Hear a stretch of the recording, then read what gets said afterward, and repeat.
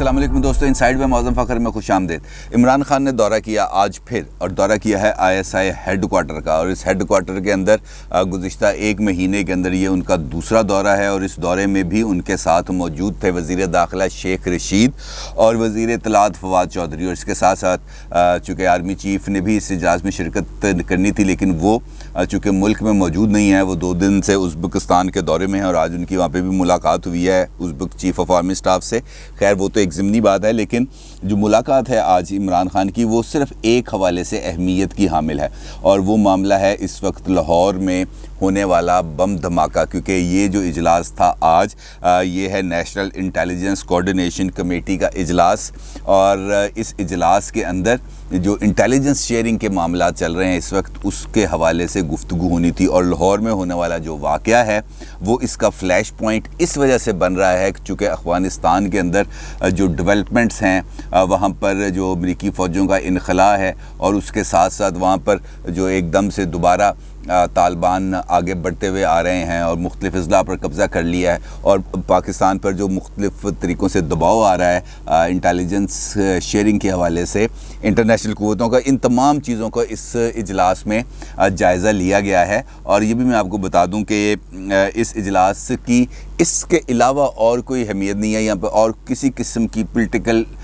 Discussions نہیں ہوئی، اور اس وجہ سے چلنے والی تمام خبریں بالکل غلط ہیں۔ اور یہ جو نیشنل انٹیلیجنس کوارڈینیشن کمیٹی ہے، اس کے اجلاس میں انٹیلیجنس بیورو کے سربراہ بھی موجود تھے، ISI کے سربراہ جنرل فیض حمید بھی موجود تھے، FIA کے سربراہ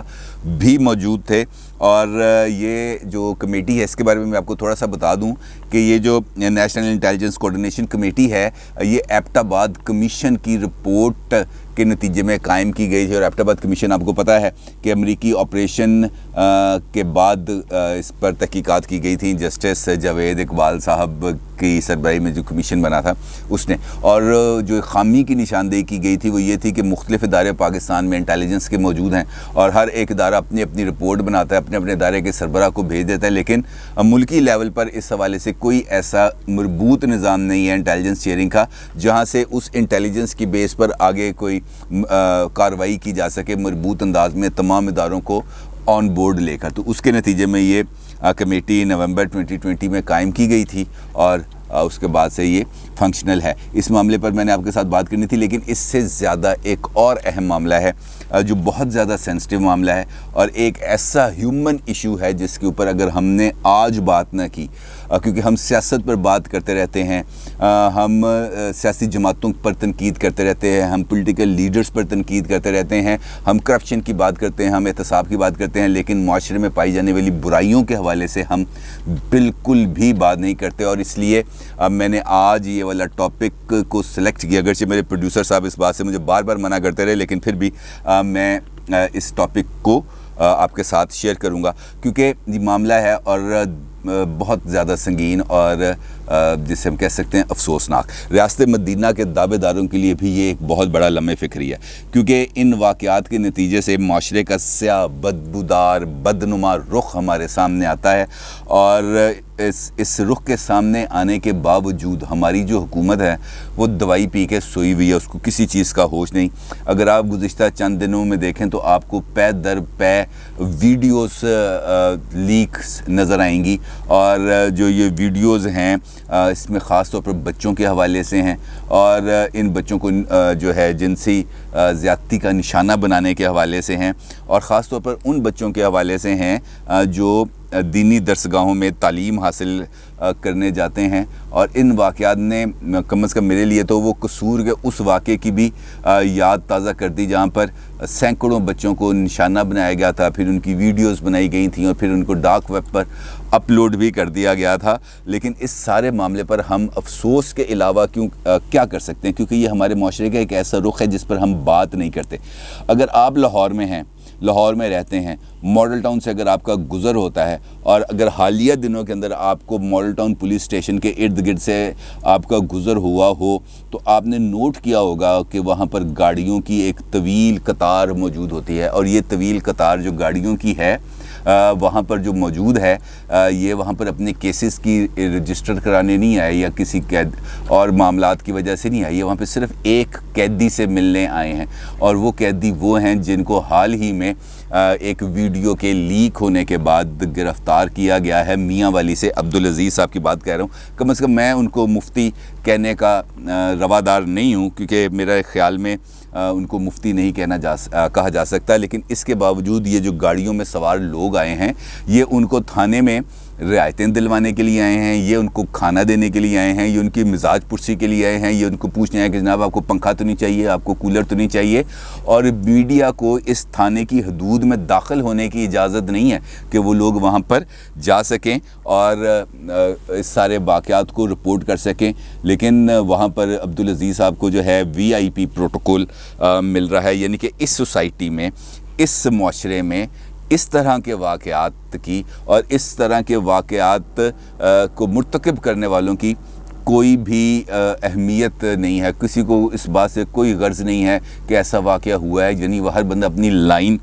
سیدھی کرنے کے چکروں میں ہے۔ اور اگر ایسا ہی ہے جو ہم جس طرح کی میں نے آپ کو مثال دی، تو اس کا مطلب یہ ہے کہ قاضی فائز عیسیٰ صاحب نے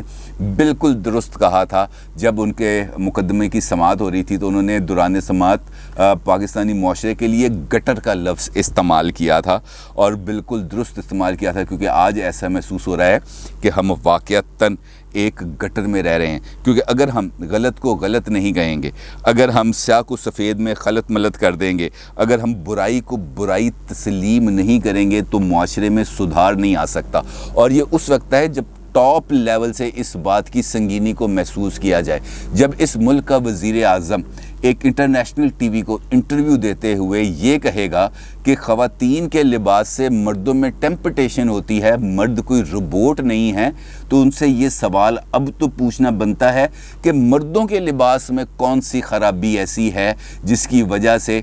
یہاں پر یہ والے جو رجحانات ہیں یہ بڑھتے چلے جا رہے ہیں۔ لوگ اپنے بچوں کو، ہم ایک مذہبی معاشرے میں رہتے ہیں، اس کے اندر کوئی دو رائے نہیں، لیکن لوگ اپنے بچوں کو دینی تعلیم حاصل کرنے کے لیے بھجواتے ہیں تاکہ ان کو قرآن کا مطالعہ کر سکیں، وہ قرآن پڑھ سکیں، ان کو یہ پتہ چل جائے کہ نماز کیسے پڑھنی ہے، دیگر جو مذہبی رسومات ہیں وہ کیسے ادا کرنی ہیں۔ لیکن لوگوں نے پہلے تو بچیوں کو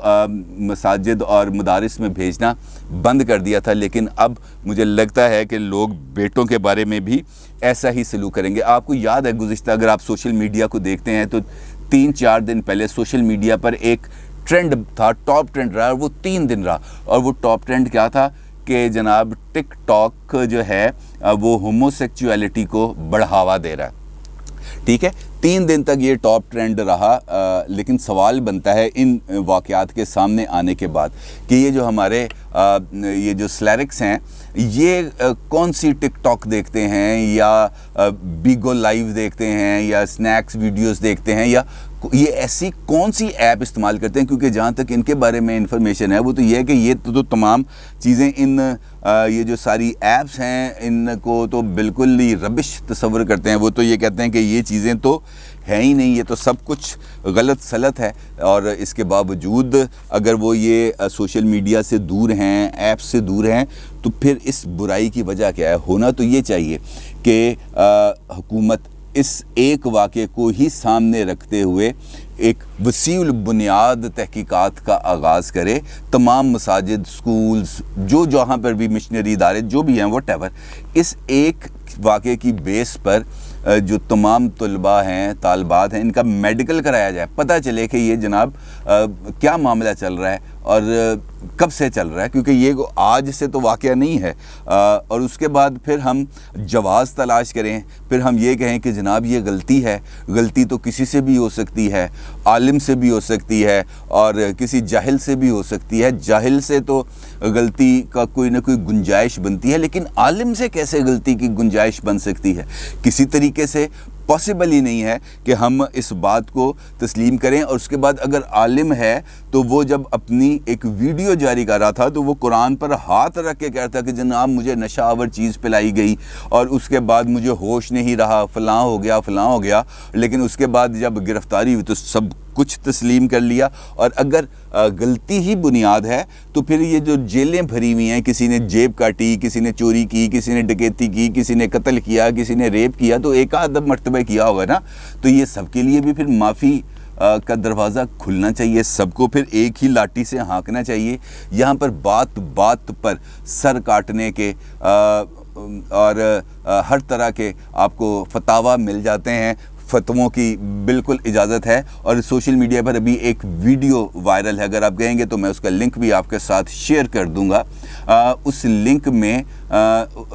اس ویڈیو میں وہ جو عالم، پتہ نہیں ان کو کہنا چاہیے یا نہیں کہنا چاہیے، وہ ایسی باتیں کر رہے ہیں، اور اس میں جو لکھا ہوا ہے تو وہ یہ لکھا ہوا ہے کہ یہ ان کا تعلق بنوری ٹاؤن کی جو درسگاہ ہے اس سے ہے، اور وہاں پر جو وہ باتیں کر رہے ہیں، تو میرا یہ خیال ہے کہ وہ ویڈیو اگر کوئی بندہ دیکھتا ہے، ان کے اگر اپنے ہی ادارے کے لوگ اگر وہ ویڈیو دیکھیں تو ان کے خلاف بلاسفیمی کا پرچہ درج ہونا چاہیے، کیونکہ وہ کیسی باتیں کر رہے ہیں۔ مطلب اس معاشرے کے اندر کیا کوئی صاحب عقل بندہ اس قسم کی باتیں کر سکتا ہے جیسے وہ باتیں ہو رہی ہیں؟ میں تو کم از کم وہ الفاظ اپنی زبان پر لانے کا بھی روادار نہیں ہوں جس قسم کی وہ باتیں کر رہے ہیں۔ تو کہنے کا مطلب یہ ہے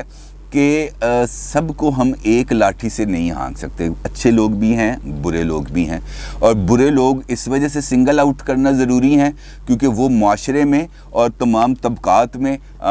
برائی پھیلانے کا سبب بن رہے ہیں، اور جو لوگ برائی پھیلانے کا سبب بن رہے ہیں خود انہی کے ادارے کے لوگوں کو سب سے پہلے انہیں سنگل آؤٹ کر کے ان کو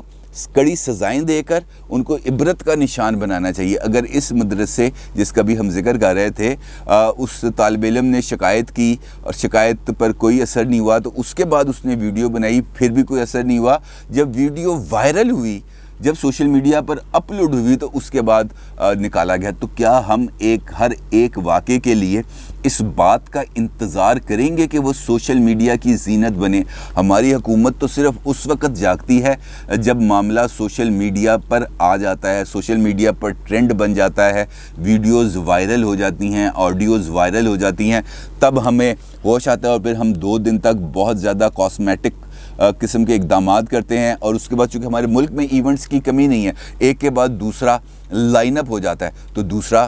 معاملہ جب سامنے آ جاتا ہے تو پھر ہم پچھلے والے کو بھول جاتے ہیں اور اگلے والے معاملے پر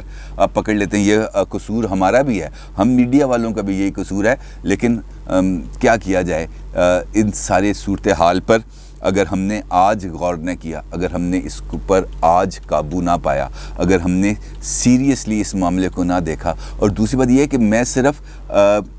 ایک فرد، ایک شخص، ایک ذات، ایک مذہب، ایک فرقے کی بات نہیں کر رہا، میں بطور انسان ہر ایک معاشرے کے ہر ایک طبقے کی بات کر رہا ہوں۔ یہی والا معاملہ آپ کو مدرسوں میں ملے گا، تو یہی والا معاملہ آپ کو ورک شاپس میں بھی ملے گا، جہاں پر چھوٹے بیچارے گھروں سے اپنے لیے روز کے 40-50-100 روپیہ کمانے آتے ہیں، آپ کو ہوٹلز میں بھی ملے گا جہاں پر یہ چھوٹے ٹیبلیں صاف کرتے نظر آتے ہیں۔ آپ کو ہر جگہ پر ایسے واقعات ملیں گے۔ خدا کا واسطہ کہ ہمیں آج اس معاملے کو سیریس، اس کی سنگینی کو دیکھنا چاہیے کہ اگر میرے اور آپ کے بچے محفوظ نہیں تو ہمارا مستقبل کیا ہوگا؟ آپ اس سے اندازہ لگائیں کہ ہم ایک ڈرے سہمے خوفزدہ معاشرے کے شہریوں کو پروان چڑھا رہے ہیں جو ہر ایک لیول پر ہراسمنٹ کا شکار ہو رہے ہیں۔ اور کیا ایک ہراسڈ معاشرہ ترقی کر سکتا ہے؟ اس کا جواب نہیں میں 1 منٹ کے لیے رک کے ضرور سوچئے گا، اور اگر برائی کو ہم دل سے برا جانیں جو ایمان کا آخری درجہ ہے، تو کم از کم میں یہ سمجھوں گا کہ یہ جو معاملہ آپ کے سامنے اٹھایا یہ بالکل صحیح تھا، اور ہمیں سوچنا چاہیے اس بات پر، قطع نظر اس بات کے میں بہت خود گنہگار آدمی ہوں، لیکن میں یہ دعویٰ نہیں کرتا کہ میں عالم ہوں، میں یہ دعویٰ نہیں کرتا کہ میں کوئی بہت بڑا پریکٹیکل مسلم ہوں، غلطیاں، خطائیں، گناہ ہر ایک کا مرتکب ہوں، لیکن اس چیز کا روادار نہیں۔ آپ بھی خدا کا واسطہ اس معاملے پر ضرور غور کیجیے گا، اپنی رائے کا ضرور اظہار کیجیے گا۔ آپ کا بہت شکریہ۔ اللہ حافظ۔